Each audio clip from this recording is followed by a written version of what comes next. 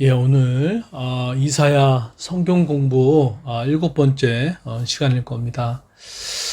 아마 이 설교를 뭐 들을 때쯤이면 뭐 출근을 하시는 중이라든지 아니면 아이를 우리 자녀들을 등원을 시키고 난 시간이라든지 아니면 잠깐 쉬고 있을 때 이 말씀을 들을 수 있을 거라는 생각들을 갖습니다. 이 말씀을 통해서 또 마음의 평안과 또 위로가 넘치기를 소망하며 어둠의 권세는 물러가고 또 하나님 주시는 평강으로 오늘의 하루가 사라지기를 소망합니다. 오늘 이제 9장인데요. 오늘 본문에 이렇게 보시게 되면 우리 인생을 살다 보면 사람들이 추구하는 게 다 비슷한 것 같습니다. 사람들은 행복한 걸 원합니다. 그렇죠. 저도 원하고요. 돈이 많이 있기를 원해요. 예. 그리고 또 남한테 나는 명예, 권력 필요 없어 라고 하지만 사실은 남한테 인정받고 싶어 하는 마음이 사실 작은 명예고 또 권력입니다. 그런데 참 희한한 건 이걸 추구하게 되면은 오히려 더 달아나는 속성들이 있어요. 제 삶을 이렇게 보면 저는 사실 돈을 추구해 본 적은 없거든요. 또 저는 어떤 명예를 이렇게 추구해 본 적이 별로 없습니다. 그리고 뭐 이렇게 권력도, 그러니까 뭐 누구는 무슨 완장을 채우는 걸 좋아하는데 저는 오히려 되게 안 하는 스타일입니다. 그러니까 별로 좋아하지 않아요. 그런데 참 이상하리만큼 하나님을 추구하고 또 하나님 나라를 추구하고 또 영혼의 구원의 전도를 위해서 또 사회적 약자를 사회적 약자라는 게 거창한 것도 아닙니다. 그냥 가까운 사람 한테 작은 도움을 주는 것 정도? 그것만 해도 기뻐하시더라고요. 예, 그런데 오히려 그런 것들이 쫓아오는 경험들을 참 많이 하게 됩니다. 저는 몰랐어요. 그런데 이것이 그냥 거저 주시는 은혜구나라는 생각들을 하게 됩니다. 솔로몬도 그랬죠. 솔로몬도 뭐 돈, 권력 구한 적 없어요.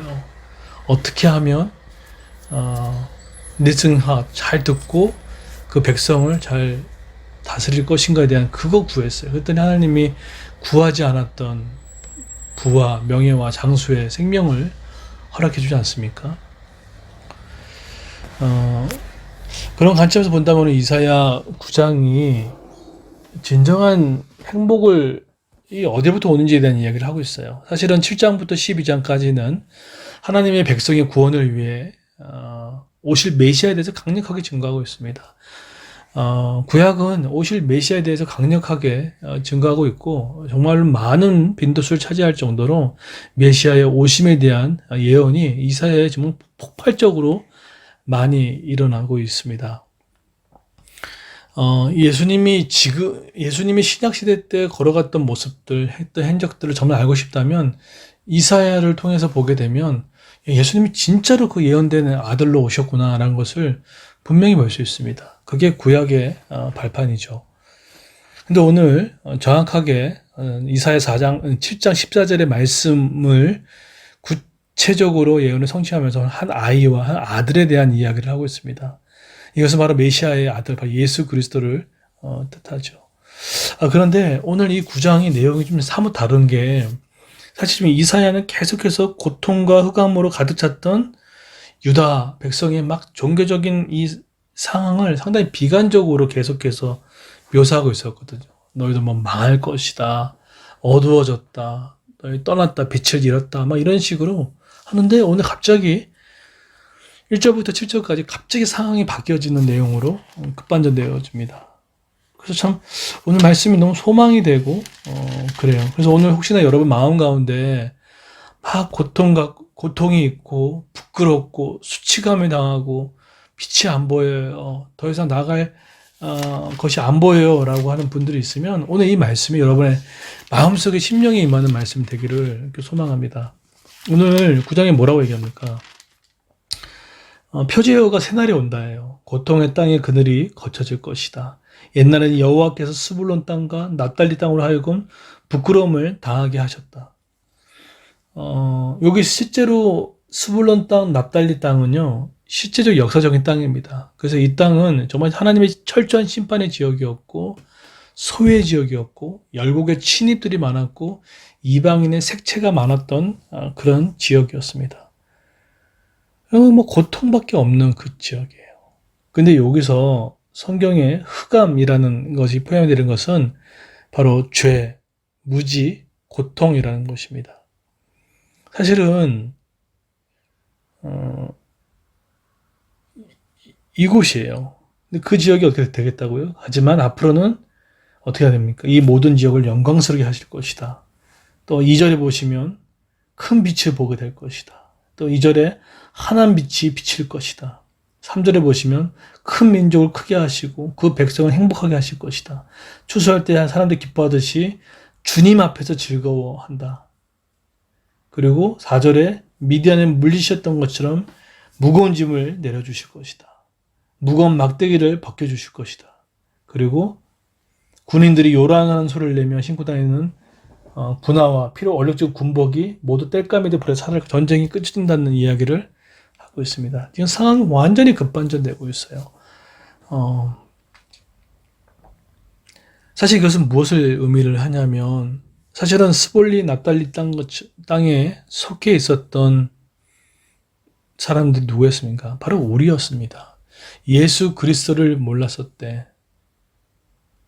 또 현재적인 흑암도 우리가 존재하죠. 내가 하나님의 길을 떠나고 하나님을 멀리하고 또 우상의 숭배를 하고 하나님 더 사랑 있었을 때 오는 그런 끊임없는 고통, 그런 부끄러움, 수치들. 사실 그럴 때 있잖아요. 근데 그럴 때 오늘 하나님께서 근데 오늘 주체를 가만히 보시면 하나님께서 하신다는 얘기가 나와요. 어떡합니까? 근데 그 여호와께 스불론 납달리 땅도 북구 당하게 하셨다. 그것도 하나님의 역사라면 여기서 어떻게 합니까? 4절에 주께서 미디안을 물려주셨던 것처럼 벗겨주실 것이다. 주체가 하나님이십니다. 그래서 여러분 지금의 고통의 자리, 즉 부끄러움의 자리, 수치의 자리 지금 계십니까? 이제 다 왔어요. 하나님께서 오늘 그런 삶을 살아가는 여러분에게 영광스럽게 해주시고 술을 배각케 하시고 즐거움을 주시고 기뻐함을 주시고 무거운 명예를 주시고 삶의 전쟁을 끝나게 하시는 이 축복의 말씀을 오늘 이 말씀을 듣는 모든 이에게 일어나기를 예수님으로 축원드립니다. 축복합니다. 축복합니다. 이루어질 것을 믿습니다. 자, 그러면 누가 하냐는 거예요. 누가 그것을 하냐는 거예요. 6절이 나오죠. 왜냐하면 우리에게 한 아기가 태어날 것이기 때문입니다. 하나님께서 우리에게 아들을 주실 것입니다. 그의 어깨 위에 왕관을 주실 것입니다. 누가 한다는 거죠? 우리의 지나친 열심이 아닌 우리의 과도한 의지가 아닌 한 아들을 바로 예수 그리스도께서 이것을 하신다는 것을 오늘 이야기를 하고 있습니다. 근데 그렇게 하시는 이유에 대해서 목적이 분명하세요. 제가 지금 성경책에 보시게 되면 7절에 보시면 이렇게 합니다. 만군의 여호와께서 이 일을 이루실 것이다. 왜냐하면 주께서 자기 백성을 뜨겁게 사랑하시기 때문이다. 고통과 부끄러움의 자리에 수치의 자리에 놓여있는 그 모습을 보면 하나님이 박수치면서 그것 봐라 하실 하나님이 어디 계실 겁니까? 아들을 통해서만 이 일이 감당할 수 있다는 거예요. 오늘 보면 막 그 3절에 크게 하시고 행복하게 하시고 기뻐하시고 즐겁게 하신다는 거. 여러분 아까 서두에도 말씀드렸지만 이것을 주시는 분이 누구십니까? 사실은 우리가 추구해서 주는 게 아니에요. 아니 어느 정도 얻을 수는 있겠죠. 근데 궁극적으로 더 목마름이 있거든요. 20평짜리의 집에 살았던 사람이 30평짜리 안 살고 싶을까요? 30평에 살았던 사람이 더 50평짜리 안 살고 싶을까요? 지금 100만 원이 있으면 200만 원이 필요하지 않을까요? 자녀가 한 명이면 두 명이 낳고 싶지 않을까요? 두 명이면 세 명 낳고 싶지 않을까요? 그러니까 사람의 그 욕심은 그걸로 욕심이 아니죠. 원함이 있어요. 그게 이루는 게 좋죠. 그런데 그것이 우리의 궁극적인 만족을 주지 못한다는 사실입니다. 진짜 기쁨은 하나님께서 주시는 기쁨입니다. 그래서 여러분, 저는 우리 주변에 여러분 혹시나 이런 것을 느끼고 있다 그러면 여러분 정말 축복된 길을 걸어가는 거예요.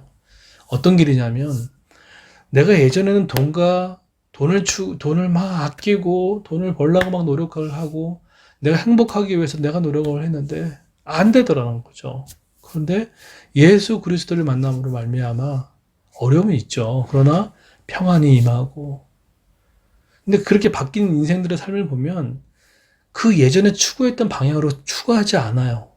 오히려 하나님의 나라에 대해서 또 저 영혼에 대해서 안타까워하고 불쌍히 여기는 마음과 어떻게 하면 저 영혼을 구원을 전도를 할까? 어떻게 하면 저 영혼들을 좀 불쌍히 여기는 마음을 돌려줄까? 그런 마음이 생겨요. 근데 희한하죠? 내가 드려지는 희생은 너무 작은데 하나님이 나에게 베풀어 주시는 은혜는 쫓아와요. 돈이 쫓아오고 명예가 쫓아오고 하나님이 세워주시는 것들을 경험합니다. 이것이 성도의 중요한 일입니다. 그래서 여러분 먼저 그 나라 의를 구한다는 것은요. 교회 일을 열심히 하는 부분이 아니라 하나님이 기뻐하시는 것들 그것을 나도 기뻐하고 하나님의 꿈이 나의 비전이 되어지는 그 삶을 추구할 때 자연스럽게 오는 것이 바로 성경의 역사입니다. 이걸 알려주셔야 돼요. 저는 우리 자녀들에게 우리 두 자녀에게 그걸 알려주려고 합니다. 그래서 희성이한테 지금 어떻게 생각할지 모르겠지만 자막 봉사하고 찬양 봉사할 때 우리 서희 할 때도 저는 애들이 그걸 할 때 좋아할 때도 있고 싫어할 때도 있지만 기쁨으로 하게끔 해요. 왜냐하면 거기서 그걸 추구함으로 이번에 우리 큰아들이 그걸 느꼈어요. 하나님을 추구함으로 말미암아 나머지 것들이 쫓아오는 것을 알게 됐어요. 그게 얼마나 중요한 깨달음인데요. 제일 미련한 사람이요. 그 원하는 것을 추구하기 위해서 하나님께 기도하는 게 제일 미련한 거예요. 그런데 하나님의 것을 더 소중히 여기고 귀하게 여기고 여러분 그래서 저는 그게 있어요. 제가 어떤 삶에 피폐함이 있고 결핍이 있고 어려웠을 때 오히려 저는 좀 말씀 준비를 더 잘합니다. 저 하려고 노력합니다. 그리고 주일학교 예배도 최선을 다해서 준비하려고 합니다. 그리고 하나이 만날 때마다 눈동자를 맞추고 잘 쓰다듬어주고 또 오히려 아주 작은 자에게 더 관심을 더 기울여요. 그러면 질서가 잡혀요. 질서가 잡힙니다. 여러분 혹시나 마음 가운데 이거 참 부담스럽네. 이게 뭔 소용이야. 아니 그레스 교회는 사람 이렇게 적어. 이렇게 많아. 그런 정량적인 평가. 그건 세상의 평가입니다. 그렇다고 작은 걸 정당화시키고 싶지 않아요. 왜냐하면 수가 많은 것도 하나님의 축복이니까요. 그렇다고 작다는 건 하나님의 축복이 아닙니까? 그렇게 보지 마시고 중요한 건 내가 지금 내 마음이 어디에 묶여 있느냐라는 거예요. 취하지 마십시오. 하나님 내가 주신 복들 은혜에 너무 취하지 마. 감사하되 취하지 마세요. 전쟁을 끝이게 하시는 분, 또 우리의 즐거움과 무거운 짐을 벗기신 분 누구십니까? 그게 예수 그리스도예요. 저 오늘도 이 설교를 준비해서 오늘 5시에 일어나서 하나님께 묵상하고 조용히 기도하고 때로는 아무 음성 들리지 않지도 잠잠히 머물라고 노력을 하고 오히려 교회가 힘들고 세상이 힘든 게 아니에요. 제 마음이 힘들어요. 그것을 하나님의 통치 안에 다스리는 것들이 너무나 중요합니다. 여러분 그래서 아직도 수불러가 납달리에 속해 있는 우리 가족들이 있습니다. 또 우리 직장 동료 있어요. 내 사랑하는 친구 있습니다. 전하셔야죠. 말씀하셔야죠. 말해야죠. 진정한 기쁨이 있는지. 그래서 교회가 영혼을 전도하는 삶과 또 우리 가족들을 전도하고 우리 주변의 엄마들을 전도하고 그 옆에 있는 사람들 관계 잘 맺으십시오. 그리고 결정적인 순간에 또 한번 초대하시고 가정교회 함께 하시고 혼자 못해요. 그래서 가정교회가 건강해야 됩니다. 솔로몬은 기억하십시오. 그걸 돈, 명예, 권력을 추구하지 않았어요. 오히려 하나님의 백성을 어떻게 잘 섬길 것인가에 대해서 그것에 주신 은혜입니다. 공식처럼 사용하는 거 아니에요. 거기에 진심이 담겨져 있으면 됩니다. 그래서 교회가 이것에 많이 집중했으면 좋겠습니다. 그래서 여러분 정말로 혹시나 이 설교를 듣고 있는 분 중에 내 인생이 정말로 바뀌고 싶다. 정말 다른 인생을 살고 싶다 그러면요. 작은 자, 또 뭐 바뀌어진 작은 일, 또 작은 기도. 여러분 저는 그래서 제가 유심히 보는 사람이 있어요. 누구냐면 큰 일을 잘하는 사람도 중요하지만 작은 일을 맡겼을 때 잘 감당하는 사람이 있어요. 그 사람이 진짜예요. 그리고 누가 인정하지 않는 간에 그것에 하고 있는 사람이 있어요. 그게 진짜 멋있는 거예요. 하나님 그 사람 기뻐하세요.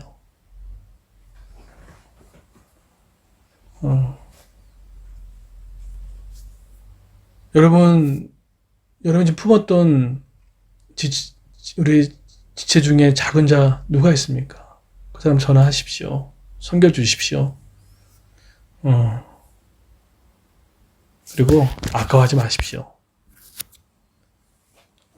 그런 은혜가 있기를 소망하고 우리의 힘으로 할 수 없고 예수 그리스도를 통해서 감당할 수 있습니다. 그런 은혜가 있기를 예수 이름으로 축원드립니다.